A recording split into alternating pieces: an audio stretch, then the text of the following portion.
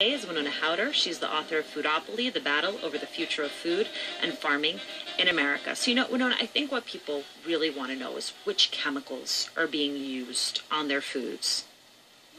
Well, there are so many chemicals being used in producing processed food. I mean, I think that one chemical that people aren't aware of is the trisodium phosphate that is used along with some kind of bleach to disinfect meat, because the way that meat is being produced, as I mentioned earlier, the slaughter lines are moving so much faster that rather than slowing down the slaughter lines and doing other things to keep bacteria off of food, the meat industry is basically using chemical washes. So chicken in particular is really a filthy meat. And so trisodium phosphate washes, which the meat is dipped in, and sometimes chlorine type washes. And the federal law allows chicken to have water content. So when they use these washes, it actually adds weight to the chicken, and so the company makes more money from it. So, that's just one example. Conventional fruits and vegetables, of course, are raised using all sorts of pesticides and herbicides. And this is something that the food industry is so powerful that they've been able to influence how the Environmental Protection Agency looks at pesticides. And we believe that a lot of these chemicals actually that there's evidence that they're not safe to use. And in fact, that's why so many people are purchasing organic products. Mm-hmm. I mean, one of the reasons that I wrote Foodopoly is to really try to encourage people to get involved in helping to protect the organic standard, because these... What do you mean by organic standard? The organic standard is the rule, in fact, it's a set of rules that the organic industry must use in growing and processing organic food. And there's an organic standards board that kind of oversees this process, and it's associated with the U.S. Department of Agriculture. But today, because 14 of the 20 largest food companies in the country are the biggest producers of organic foods, these companies have representation on the board, and they've been able to do things like introduce synthetics that weren't legal in the past into producing organic food. So it's ironic, today there's an organic standards board meeting that's being held. But anyway, we believe that there needs to be more transparency in all of this.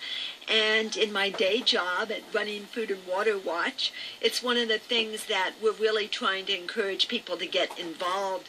It's not that we want to criticize organic food. It's that we want to make sure that it's a strong, basically brand, and that the criteria used is as strong as possible. I'm Alicia Menendez, in today for Leonard Lopate. We're talking to Winona Howder. She's the author of Foodopoly, The Battle Over the Future of Food and Farming in America. Winona, we have Michael from Queens asking for your opinion on the documentary Food Inc., which I imagine you've seen, and the food company Monsanto's. Well, yes, absolutely. I think Food Inc. has done so much to educate and engage people. It was a terrific film.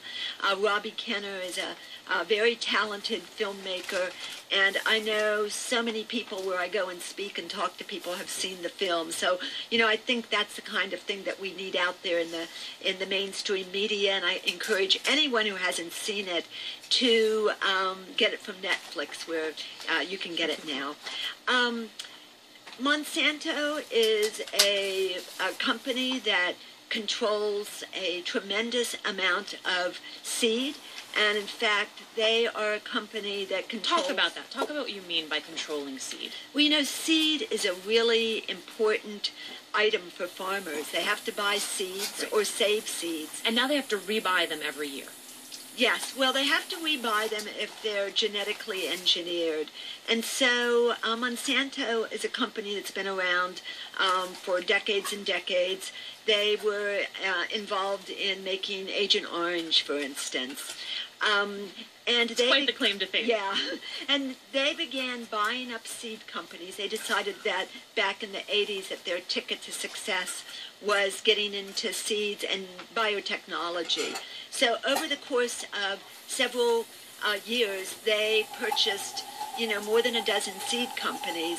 And meanwhile, they were developing a seed that would be tolerant of herbicides. And so Monsanto then sells the herbicide, so they benefit both from selling these genetically engineered seeds and then from selling an herbicide. And as the herbicide has been used, weeds have become tolerant to it. So now people are using more and more herbicides. Meanwhile, Monsanto controls 90% of the corn seed that farmers plant, and something like 75 to 80% of soy seed. And most farmers are now, that grow commodity crops, are using genetically engineered seeds because that's what's sold. And also Monsanto is buying up other kinds of seeds. So they basically control a lot of our genetics, our genetic heritage, our genetic commons. And now, under the Obama administration, we're seeing more and more genetically engineered products come on the market.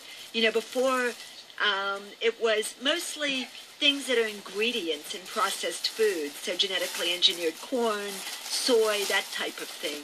Now we're seeing things come on the market like sweet corn, apples. The FDA, Food and Drug Administration, is about to legalize genetically engineered salmon. We call it frankenfish. I know. Who wants to eat fish from a farm? It's outrageous. And I think it's why right now there's so much excitement and activity around labeling genetically engineered food. I think it's both a way to educate people about what... fish. Yeah, about what it is. And we need labeling laws. And the industry knows people don't want to eat this, and so they do everything that they can do to defeat these labeling initiatives. I was going to ask you what led you to become an organic farmer, but I think you have answered that question in telling me what most food looks like. We have Jeanette from Manhattan who wants to know your feelings about not organic food, but that which doesn't have hormones or bacteria. Well, I'm not sure what she means by the bacteria, but in other words, local. Oh, local, absolutely. I'm a big supporter of local agriculture. I was lucky. I inherited a farm 45 miles from Washington. My family's farm, Washington, D.C., and my husband actually runs it. And we haven't certified as organic because there's a lot of paperwork. And what we do is encourage people to come out, visit the farm, see the practices. Nice. People are there all of the time. And one of the things that the way that the organic standards were written, it makes it very difficult for smaller farmers to become certified.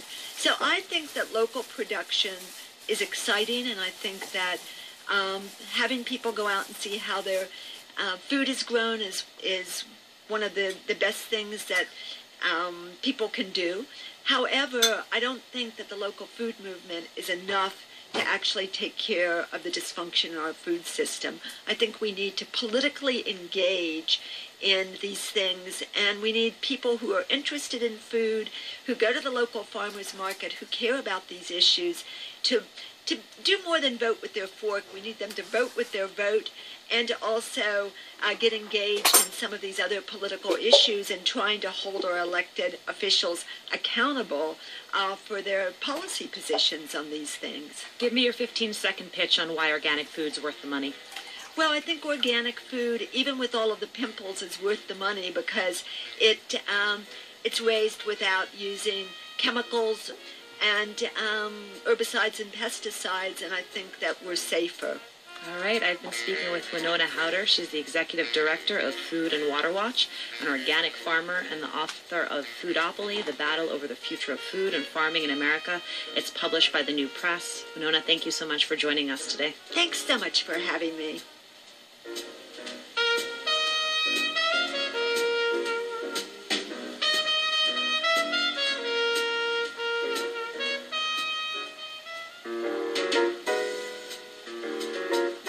On tomorrow's show, we'll examine nature versus nurture in human development and find out why our DNA is not necessarily our destiny.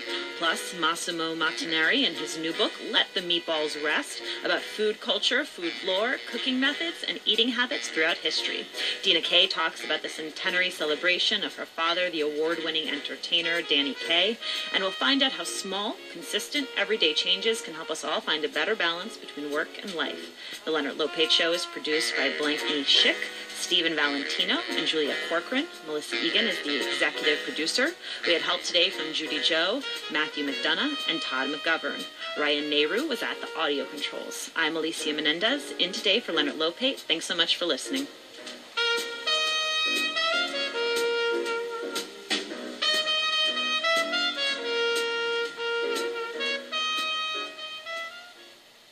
WNYC salutes the arts. Join us in supporting local cultural organizations, including the New Stage Theater Company, creating new works and presenting plays by international playwrights, Manhattan Choral Ensemble, performing classic repertoire and commissions from New York City composers, and New York Dance and Arts Innovations, arranging arts events and featuring an annual Chopin music.